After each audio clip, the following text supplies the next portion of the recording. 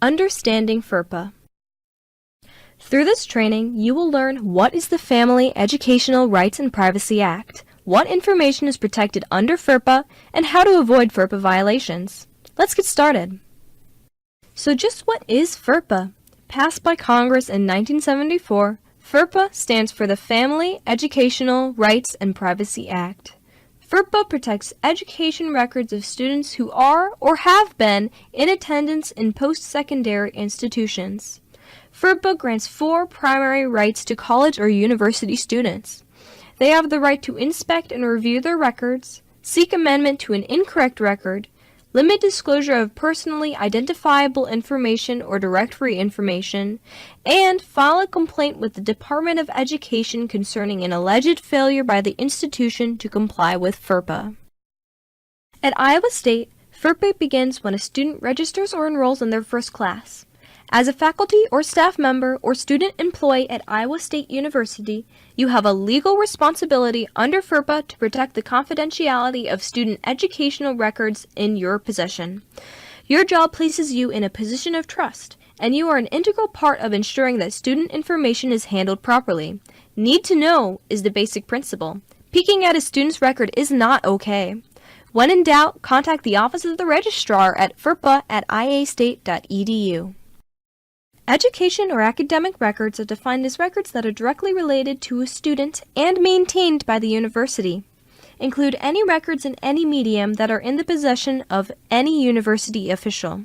Information that is part of a confidential student education record include class list, advising folder or file, personal information such as name, ID, photo, enrollment records, student exams or papers, grades, class schedules, disciplinary files, financial aid information, and student employment records.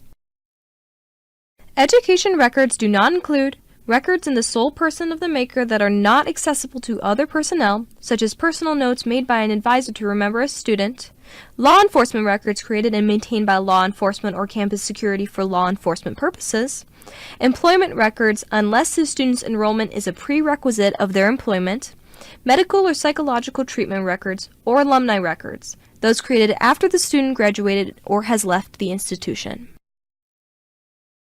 Directory information. Information contained in an education record of a student which would not generally be considered harmful or an invasion of privacy if disclosed. Directory information can never include social security number, student identification number, race, ethnicity, nationality, or gender. ISU online directory information, as defined by Iowa State, includes name, major, year in school, and enrollment status. Phone numbers and campus email addresses are available only to on-campus users, not the general public. Please note, other institutions may identify online directory information differently.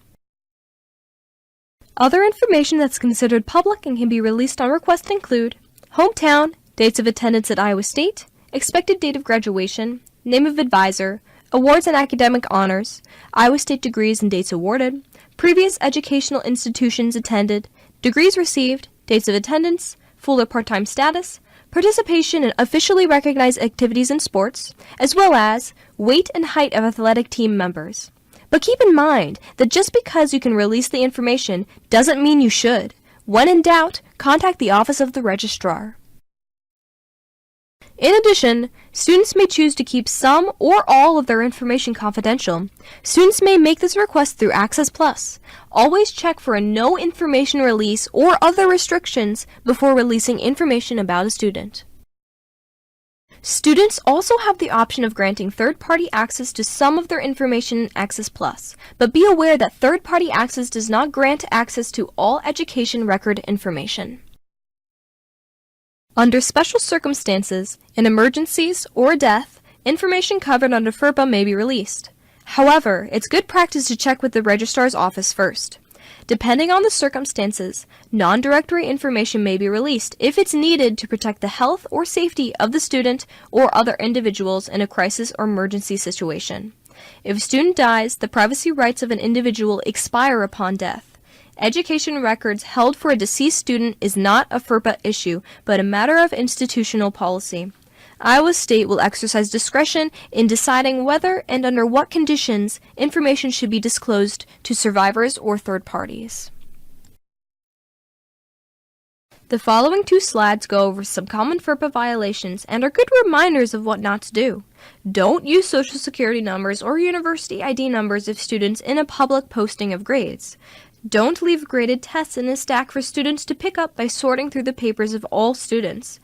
Don't circulate a printed class list with student name and ID numbers or grades as an attendance roster. Don't provide anyone with lists of students enrolled in a class for commercial purpose. Don't discuss the progress of any student with anyone other than the student, including parents, without the consent of the student, unless there is legitimate academic need to know by another employee of Iowa State University. Don't provide anyone with student schedules or assist anyone other than university employees in finding a student on campus. Don't submit a student's paper to an anti-plagiarism service without first removing the student's name, ID number, or any other personally identifiable information. Don't send an Excel workbook with multiple tabs or worksheets that include student information. Remember, all sheets or tabs can be viewed. Instead, copy and paste the information that doesn't identify a student into a new workbook. Don't share confidential information such as grades through email. Find a safer way to share information when possible with students other than email. Use Canvas, Access Plus, Skybox, and etc. When in doubt, contact the Office of the Registrar.